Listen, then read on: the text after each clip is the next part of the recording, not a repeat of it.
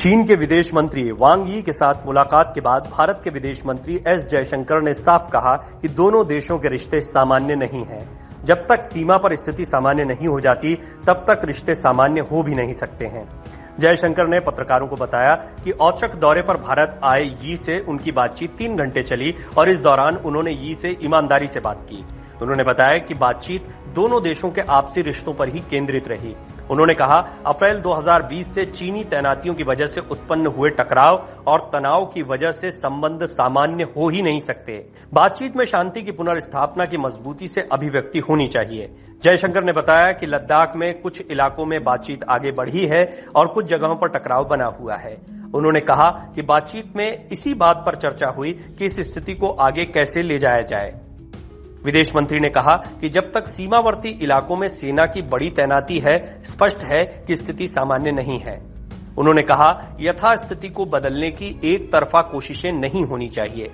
उन्होंने ये भी बताया, पाकिस्तान में यी द्वारा कश्मीर पर दिए गए बयान पर उन्होंने अपनी आपत्ति व्यक्त की है। उन्होंने ये कहा कि यी से उन्होंने कहा कि भारत को उम्मीद है कि चीन भारत को लेकर एक स्वतंत्र नीति अपनाएगा और अपनी नीतियों को दूसरे देशों और दूसरे संबंधों से प्रभावित होने की इजाजत नहीं देगा। चीन के विदेश मंत्री और भारत के विदेश मंत्री के बीच नई दिल्ली के हैदराबाद हाउस में यह बातचीत हुई। जयशंकर से मिलने से पहले चीनी विदेश मंत्री यी राष्ट्रीय सुरक्षा सलाहकार अजीत डोभाल से भी मिले। वो 24 मार्च देर शाम नई दिल्ली पहुंचे थे, लेकिन चीनी सरकार ने उनकी यात्रा से संबंधित न तो कोई घोषणा की थी और न भारत सरकार ने। आपको बता दें कि 2 सालों से चल रहे भारत चीन सीमा गतिरोध के बीच ये पहली बार है जब दोनों देशों का कोई उच्च अधिकारी दूसरे देश की यात्रा पर गया है। मई और जून 2020 में दोनों देशों की सेनाओं के बीच सीमा पर कई इलाकों में झड़प हुई थी। 15 जून को लद्दाख की गलवान घाटी में दोनों देशों के सैनिकों के बीच हिंसक मुठभेड़ हुई, जिसमें भारतीय सेना के कम से कम 20 सिपाही मारे गए थे।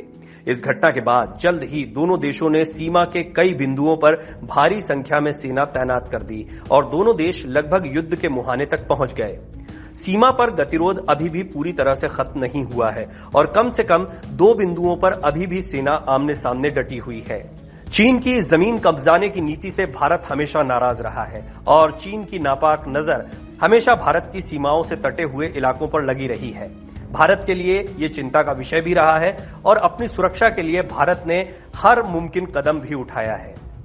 फिर भी चीन जैसी बड़ी ताकत के साथ भारत के अच्छे संबंध भारतीय अर्थव्यवस्था के लिए भी महत्वपूर्ण है, खास तौर पर एक ऐसे समय पर जब दुनिया के बड़े बड़े देश युद्ध की ओर अग्रसर हो रहे हैं।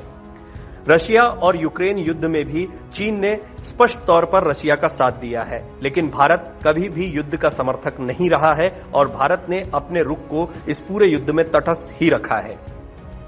Video desk अमरउजाला.com। डाउनलोड करें अमर उजाला ऐप और पाएं खबरें लगातार। अगर आप ये वीडियो YouTube पर देख रहे हैं तो हमारे चैनल को सब्सक्राइब करें और बेल आइकन को दबाना ना भूलें। अगर आप Facebook पर यह वीडियो देख रहे हैं तो हमारे पेज को लाइक करें।